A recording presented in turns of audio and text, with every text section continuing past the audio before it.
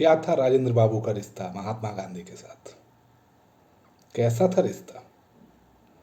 क्यों नेहरू जी नहीं बनने देना चाह रहे थे राष्ट्रपति डॉक्टर राजेंद्र बाबू को?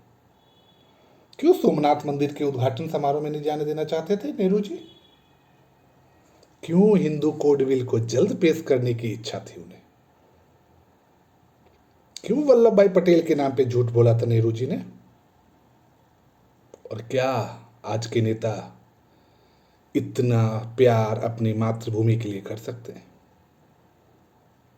क्या योगदान रहता है पत्नी का किसी नेता के पारिवारिक और सामाजिक बुलंदियों के लिए? क्यों क्यों सदाकत आश्रम उनकी अमर कथाओं के नाम से याद किया जाएगा? तो चलिए शुरुआत करते हैं एक नए अध्याय की। महापुरुषों कहानी सौरभ की जुबानी। जी हाँ, मैं कोई रिसर्च स्कॉलर नहीं हूँ महापुरुषों के बारे में, लेकिन मैंने इंटरनेट से पत्र से जानकारी प्राप्त कर आपके सामने लाने की कोशिश कर रहा हूँ। तो चलिए शुरुआत करते हैं। डॉक्टर राजेंद्र प्रसाद, जिन्हें लोग प्यार से राजेंद्र बाबू कहते थे, का जन्म तो सिवान जिले के जीरादेई में हुआ था। पहले उसे सारण कहा जाता था, लेकिन उनके पूर्वज किस राज्य से थे पता है आपको? उनके पूर्वज उत्तर प्रदेश के अमोड़ा के निवासी थे, और कुआं गांव जो है वहां पे उनका पूर्वज रहा करते थे।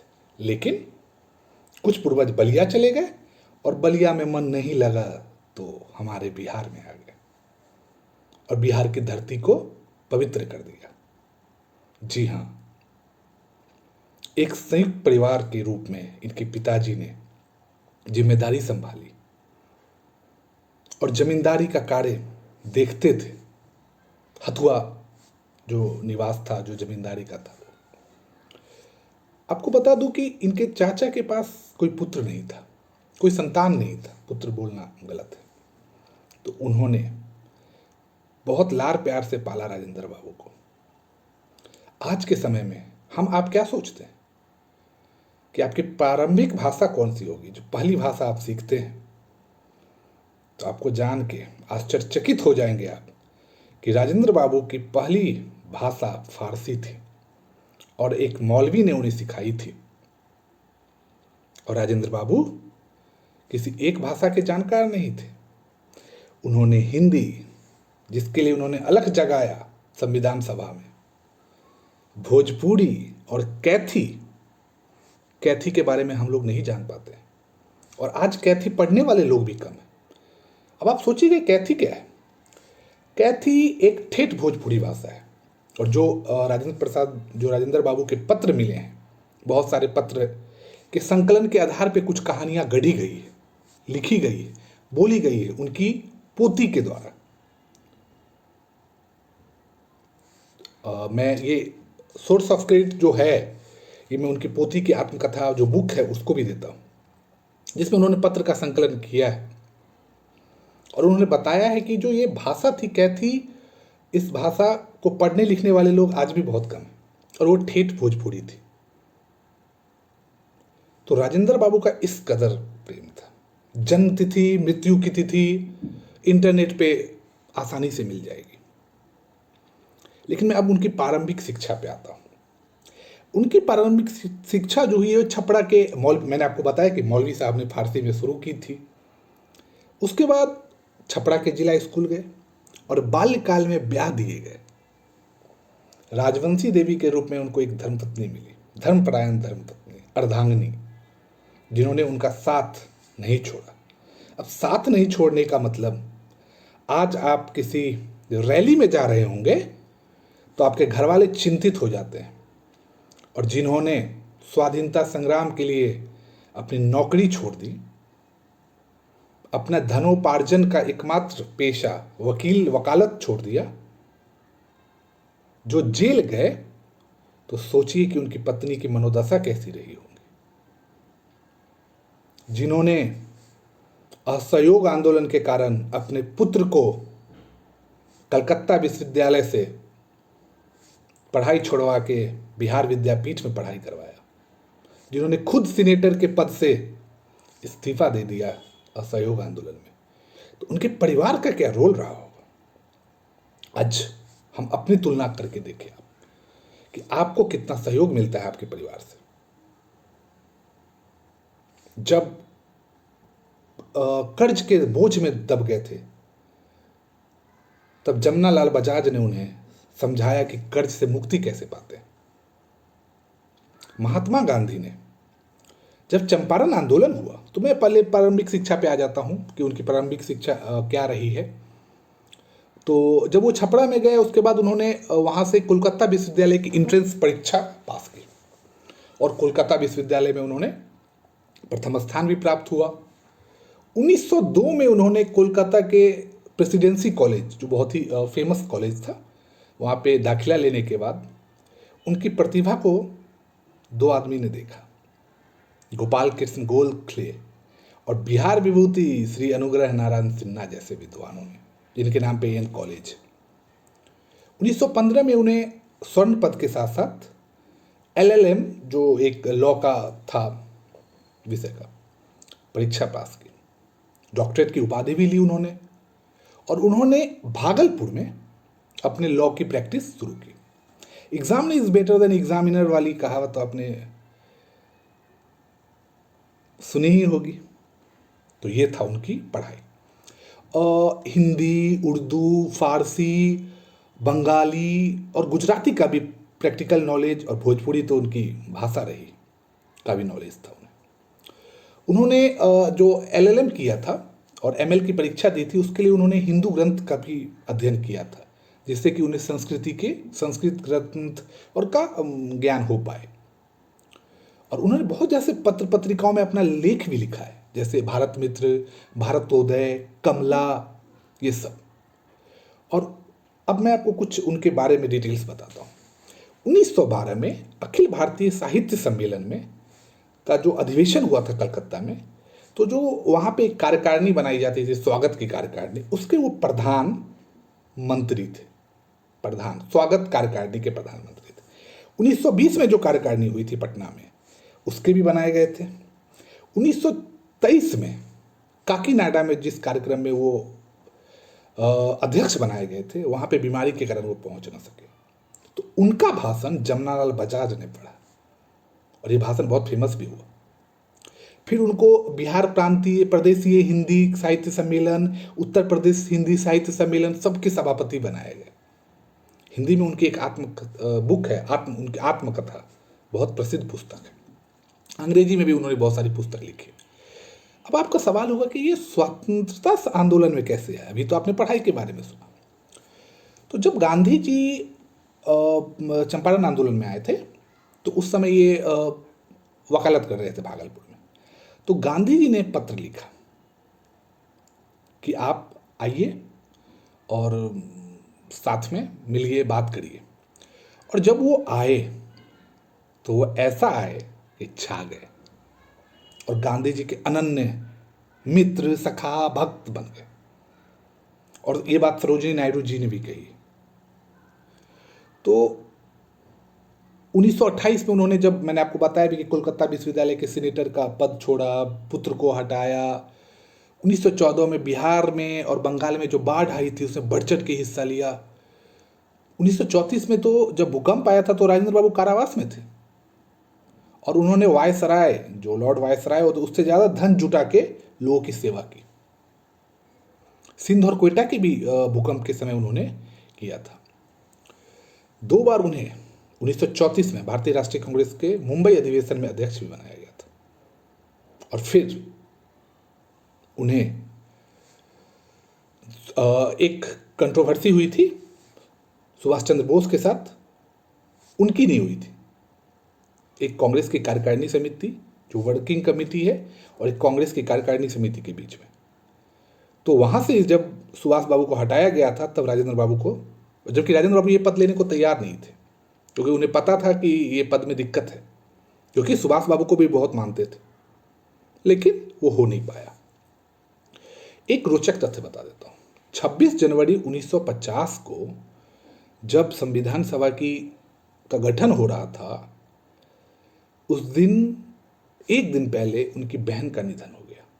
लेकिन वो दाह संस्कार में इसलिए नहीं आए कि अगर वो दाह संस्कार में चले जाते तो सूतक लग जाता और फिर संविधान की स्थापना को टाल दिया जाता।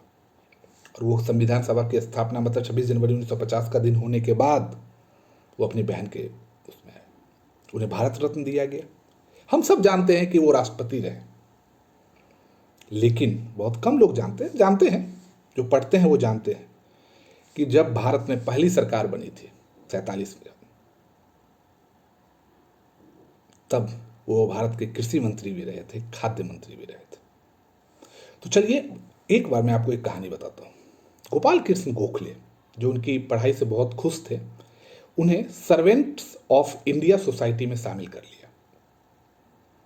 लेकिन इसके कारण उनके परिवारजनों को मतलब ये दुख हुआ कि अगर ये इसमें काम करेंगे तो फिर धनोपार्जन कैसे करेंगे, फिर कर्ज कैसे उतारेंगे।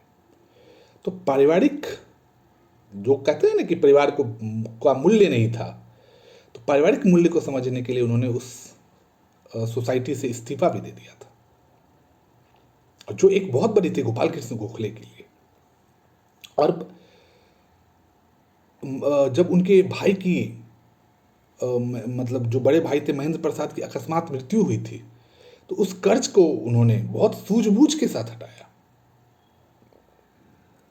तो ये सब कहानी हम आज बात करेंगे। कि कहानी बताता हूँ। बीरपुर में जब अंग्रेजों द्वारा निहत्थे सत्याग्रहियों पे लाठीचार्ज हुई थी, उसमें राजेंद्र बाबू को भी लाठी लगी थी, जेल भी गए थे। और आज के समय के नेताओं के बारे में जानिए, वो किस चीज में जेल जाते हैं। 3 जनवरी 1932 को पटना के सदाकत आश्रम से गिरफ्तार कर उन्हें जेल भी भेजा गया था। 6 महीने की कैद की अवधि पूरी करने के बाद जब वो 1932 में जेल से छूटे, तो 1933 को पुनः गिरफ्तार कर 15 महीने के लिए उन्हें जेल भेजा गया था,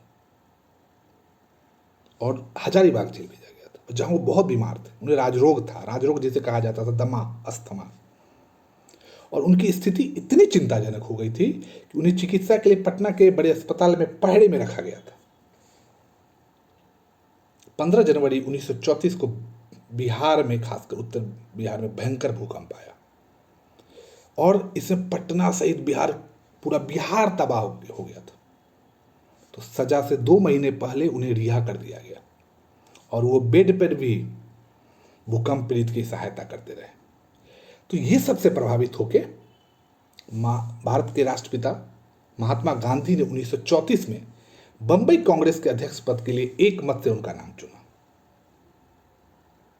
और उसके बाद गांधी जी ने कहा भी कि मेरे पास 2-3 ऑप्शन ही है, और भूकंप के कारण हम चाहते हैं कि तुम ये करो, तुम्हारे में संगठन शक्ति बहुत है, तुम अद्भुत कार्य क्षमता है, प्रबल सेवा परायणता है, लोगों की सेवा करने की बात। और 2 वर्ष में उन्होंने कुछ महत्वपूर्ण कार्य किए। पहला था हिंदू मुस्लिम जो सांप्रदायिक समस्या थी, उस पर उन्होंने मुस्लिम लीग और कांग्रेस के बीच समझौता करवाया। और दूसरा, उन्होंने कांग्रेस का इतिहास लिखवाया।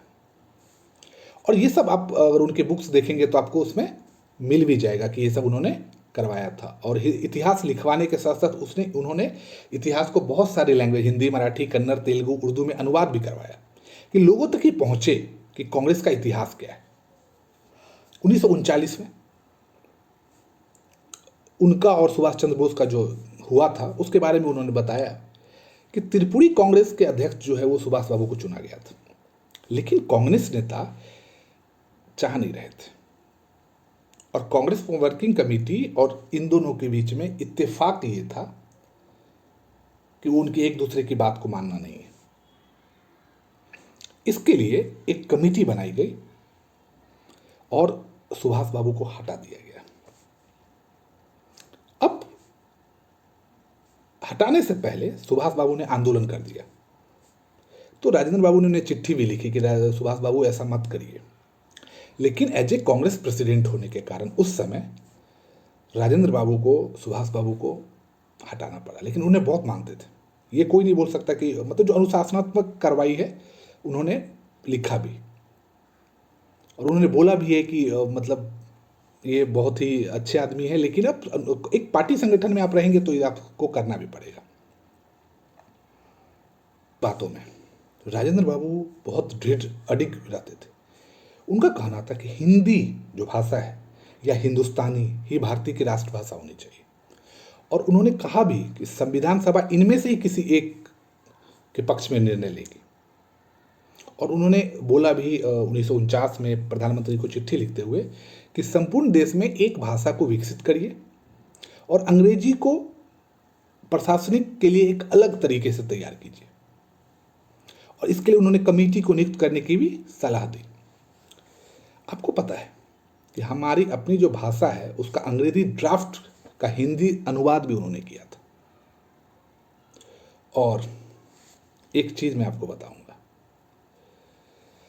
चुनाव आयोग जब 1952 में देश में आम चुनाव होने वाले थे तो उस समय तक देश में कोई चुनाव आयोग निष्पक्ष नहीं था। चुनाव आयोग जैसी संस्था का कल्पना नहीं की गई थी। तब उन्होंने संविधान की धारा 289 को प्रावधान में लाते हुए प्रधानमंत्री को लिखा कि आपको एक निष्पक्ष मशीनरी बनानी पड़ेगी जो चुनाव जैसे कार्य करेंगे, और उन्होंने ये करवाया। हिंदू कोड बिल को लेकर मैंने जो आपको कहा, उनका प्रधानमंत्री के साथ मतभेद था, क्योंकि प्रधानमंत्री ये चाहते थे कि संविधान लागू होने से पहले ही 1948 में इसको संविधान सभा में लाना चाहिए। और अब क्यों लाना चाहते हैं वो एक कंट्राडिक्टरी बात हो सकती है, विवादास्पद हो सकती है। मैं उस समय की कल्पना के आधार पर ये नहीं कह सकता, मैं चिट्ठी के आधार पर कह सकता। और चिट्ठी में ये नहीं था कि ये क्यों नहीं लाना चाहिए। तो उन्होंने वही कहा कि ये सब बिल जो है वो कानून पास हो जाने के बाद, एक बार चुनाव हो जाने के बाद लाया जाए, और उन्होंने करवाया भी। अब मैं आपको आता हूं एक राष्ट्रपति बनने वाली कहानी पे। क्या झूठ बोला था उन्होंने। हुआ क्या कि जब राष्ट्रपति बनने की बात आई तो अफवाहें फैलनी शुरू हो गई कि राजेंद्र बाबू भी चुनाव लड़ने वाले, जबकि राजेंद्र बाबू को इसके बारे में कुछ खबर नहीं था। तो राजेंद्र बाबू को एक पत्र लिखा प्रधानमंत्री पंडित जवाहरलाल नेहरू जी ने, और उन्होंने पत्र में लिखा कि मैं पंडित नेहरू और सरदार वल्लभ भाई पटेल यह सोचते हैं कि आप अपना जो पद के प्रत्याशी की बात है ये आप लिख दीजिए, कहीं बोल दीजिए। जबकि उससे पहले राजेंद्र बाबू ने खंडन किया हुआ था कि मुझे राष्ट्रपति नहीं बनना है और राजा जी को बनना है। राजा जी मतलब राजगोपालचारी। अब इस बात से राजेंद्र बाबू बहुत दुखी हो गए कि मैंने जब खंडन किया हुआ है तो ये बात कहां से आ गई। फिर बाद में पंडित नेहरू जी ने पत्र लिखा और माफी मांगी कि मैंने ये बात बिना सरदार वल्लभ भाई पटेल के कंसर्न में या उनका इस मैटर में कोई विचार नहीं था, कि वो मेरी हामी भी नहीं भरे थे, और मैंने ये चिट्ठी लिखी थी। लेकिन जो होनी है उसको कौन टाल सकता है। मन में जो विचार था वो तो आ गया वापस मुंह पे चिट्ठी के रूप में, और झूठ। लेकिन राजेंद्र बाबू को कौन रोक सकता था। संविधान सभा ने, सदस्यों ने 26 जनवरी 1950 को राजेंद्र बाबू को राष्ट्रपति बना दिया, और 1957 में भी रोकने की कोशिश की गई थी।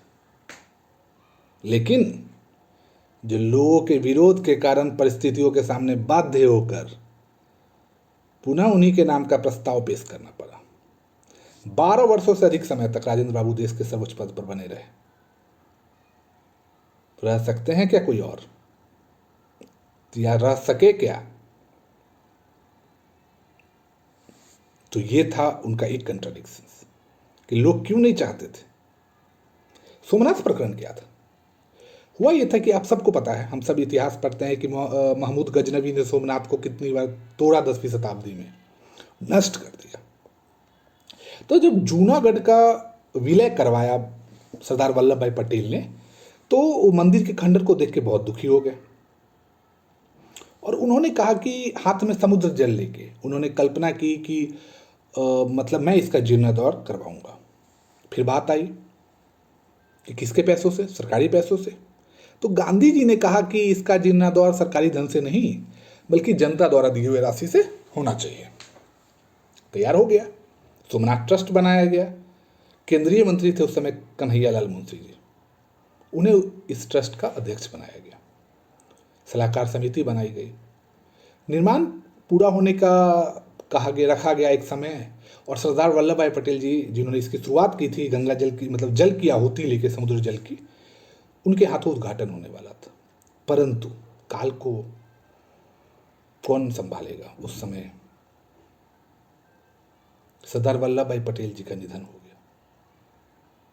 तो आया कि अब कौन करेगा? तो कन्हैयालाल मुंशी जी ने बहुत सोच समझ के राजेंद्र प्रसाद जी को, जो उस समय राष्ट्रपति थे, उन्हें इसके लिए आमंत्रित किया। अब ये बात खटक गई किसी को क्या? प्रधानमंत्री पंडित जवाहरलाल नेहरू को। उन्होंने तुरंत बहुत सारी कोशिश की राजेंद्र बाबू को जाने से रोकने के लिए, लेकिन राजेंद्र बाबू ने कहा भी, और राजेंद्र बाबू पहले उन्होंने किया कि कोई राज्याध्यक्ष किसी एक धर्म संप्रदाय के कार्यक्रम में, पुनर्जागरण यज्ञ में कैसे जा सकता है? राजेंद्र बाबू ने अपने पत्र में कहा है कि निमंत्रण पाकर या अपनी इच्छा से वे जब किसी अन्य धर्म और संप्रदाय के पूजा स्थल पर जाते हैं तो क्या वो इस समारोह में नहीं जा सकते? और जो भाषण उस दिन राजेंद्र प्रसाद जी ने दिया था उसका केवल ऐतिहासिक महत्व नहीं है। कहा जाता है कि साहित्य की सर्वोच्च कृतियों में इसकी गणना होती है। अब तीसरा,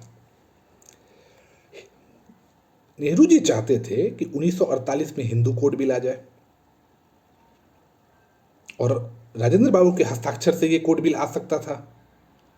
लेकिन राजेंद्र बाबू ने कहा कि मुझे मतलब इस कुछ चीज पर आपत्ति है। जब तक एक चुनाव नहीं होता है तब तक ये बिल नहीं आएगा। जनता से आप आदेश मांगिए इस बिल को लेके कि हम हिंदू विवाह कोड बिल ला रहे हैं, जिसका संबंध आपको पता है हिंदू कोड बिल विवाह और तलाक से है, और उसके बाद आप उसको लेके आइए। बहुत कोशिश किया गया कि हिंदू कोड बिल आ जाए, लेकिन राजेंद्र बाबू तैयार नहीं हो ना। बिना चुनाव करवाए आप ये कैसे लेके आ जाइएगा? तो यही हुआ, राजेंद्र बाबू ने आने नहीं दिया। और फिर संविधान सभा आया। संविधान सभा आने के बाद चुनाव हुए। चुनाव के बाद जो बहुमत हुआ उसके बाद अब उस बिल को लेके आइए, जनता के सामने लेके आइए। तो इस तरह ये कुछ मतभेद थे, और इस मतभेद से साफ स्पष्ट होता है कि हमारे राजेंद्र बाबू को किस तरह रोका गया था बहुत सारे काम पे। राजेंद्र बाबू को इलाहाबाद विश्वविद्यालय द्वारा डॉक्टर ऑफ लॉ की भी उपाधि दी गई थी, और कहा गया, जब लॉ की उपाधि देते समय कहा गया कि बाबू राजेंद्र प्रसाद ने अपने जीवन में, मैं कोट कर रहा हूँ वो वर्ड, एक एक वर्ड, बाबू राजेंद्र प्रसाद ने अपने जीवन में सरल और निस्वार्थ सेवा का ज्वलंत उदाहरण प्रस्तुत किया है। जब वकील के व्यवसाय में चरम उत्कर्ष की उपलब्धि दूर नहीं रह गई थी, इन्हें राष्ट्रीय कार्य के लिए आह्वान मिला, और इन्होंने व्यक्तिगत भावी उन्नति की सभी संभावनाएं को त्याग कर गांव में गरीबों तथा दीन कृषकों के बीच काम करना स्वीकार किया। और जैसे ईसा मसीह के सबसे क्लोजेस्ट सेंट जॉन को कहा गया, वैसे ही सरोजिनी नायडू ने कहा कि महात्मा गांधी के सबसे निकटतम डॉक्टर राजेंद्र प्रसाद है। मैं एक भावुक चीज बता रहा हूं। जब सितंबर 1962 में ये रिटायर हुए, मृत्यु से 1 महीने पहले इनकी पत्नी की मृत्यु हो गई, अवकाश ग्रहण करते ही इनकी, राजवंशी देवी जी का। अपने पति को उन्होंने एक खत लिखा। खत में लिखा, मुझे लगता है मेरा अंत निकट है। कुछ करने की शक्ति का अंत, संपूर्ण अस्तित्व का अंत, राम राम। और 28 फरवरी 1963 को पटना के सदाकत आश्रम में राजवंशी देवी जी का निधन हो गया। इनके प्रपौत्र अशोक जानवी प्रसाद अंतर्राष्ट्रीय ख्याति प्राप्त वैज्ञानिक और मनोचिकित्सक हैं। उन्होंने एक बहुत बड़ी खोज भी की है लिथियम से बाइपोलर डिसऑर्डर की चिकित्सा को ज्वलंत करने के लिए। राजेंद्र बाबू ने कदमों में बाबू, इंडिया डिवाइडेड, सत्याग्रह एट चंपारण, खादी का अर्थशास्त्र, भारतीय संस्कृति व खादी का अर्थशास्त्र, गांधी जी की देन, ये सब बुकें भी लिखी। 1962 में उन्हें भारत रत्न भी दिया गया। अपने जीवन के आखिरी महीने उन्होंने पटना के सदाकत आश्रम में बनाया, जहां आज कांग्रेस का ऑफिस है। 28 फरवरी 1963 में उनकी जीवन की कहानी खत्म। तो राजेंद्र बाबू सिर्फ भारत के लिए राष्ट्रपति के रूप में नहीं जाने जाएंगे। आज आप किसी राष्ट्रपति की कोई उपलब्धि, आपकी जिंदगी में जितने राष्ट्रपति आपके सामने हुए हैं, उनकी कुछ ऐसी उपलब्धि गिन के बताइए जहां पे उनकी प्रधानमंत्री से सीधी टक्कर हुई हो। जी नहीं, देश के पहले राष्ट्रपति ऐसे थे, और वो देश के पहले राष्ट्रपति भी थे, लेकिन और आज भी देश के पहले ही राष्ट्रपति वो ऐसे रहेंगे जिन्होंने लगातार प्रधानमंत्री से टक्कर लिया है। चाहे वो हिंदू कोड बिल हो, या सोमनाथ मंदिर का उद्घाटन हो, या चुनाव आयोग की स्थापना हो और निष्पक्षता हो, या राष्ट्रपति बनने की ताकत हो। झुकाने वाले आए, कोशिश किए, लेकिन झुका नहीं पाए। राष्ट्रपति बनने से रोकने के लिए लोग आए, लेकिन राष्ट्रपति बनने से रोक नहीं पाए। 12 साल राष्ट्रपति बने रहे,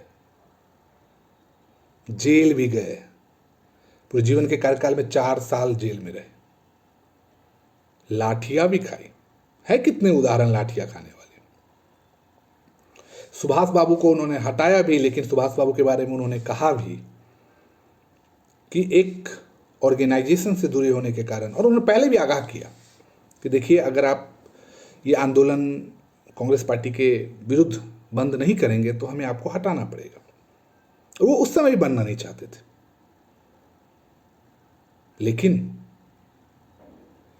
हम महापुरुषों की कहानी इसलिए बता रहे हैं कि इससे लोगों को सच्चाई का पता लगे। कुछ सच्चाई ऐसे हैं जो जानबूझ के ढक दिए जाते हैं, लेकिन आप मिटा नहीं सकते। मैंने ये जो पत्राचार जितने भी कही हैं, ये उनकी पोती जो है तारा सिन्हा की बुक में, पत्रों के आईने में, और वहीं से ये सब संस्करण हमने लाया है। तो हमारी कोशिश है कि हम जनता के बीच महापुरुषों की जुबानी लेके आए। अगले संस्करण में और कोई भी महापुरुष किसी के प्रति बायस नहीं हो सकता। आगे भी आएंगे, आते रहेंगे, आपके बीच में लेके आते रहेंगे। तो महापुरुषों की जुबानी जो हम लेके आएंगे अपने मुख से, मैं सबसे पहले एक क्षमा मांगूंगा महापुरुषों के बारे में, कि हो सकता है कि मेरे किसी शब्द से जो हमारे दिवंगत महापुरुष हैं, या उनके परिवारजन हैं, या उनके समर्थक हैं, उनको दुख लगे, लेकिन ये मेरे मन घड़त बातें नहीं, ये किसी आजकल के नेताओं के बारे में लिखी या बोली जा रही बात नहीं। तो महापुरुषों के बारे में लिखने बोलने से पहले मैं सर्च करता हूँ, जानकारी जुटाता हूँ, पत्राचार पढ़ता हूँ, तब लेके आता हूँ। तो मैं ये एक टिप्पणी करने से पहले ये भी सोचता हूँ। तो ऐसे ही हमारे साथ जुड़े रहें, और हम लेके आते रहेंगे आपके लिए महापुरुषों की कहानी, सौरभ की जुबानी। चलिए, बहुत बहुत धन्यवाद आपका। भोजपुरी से कितना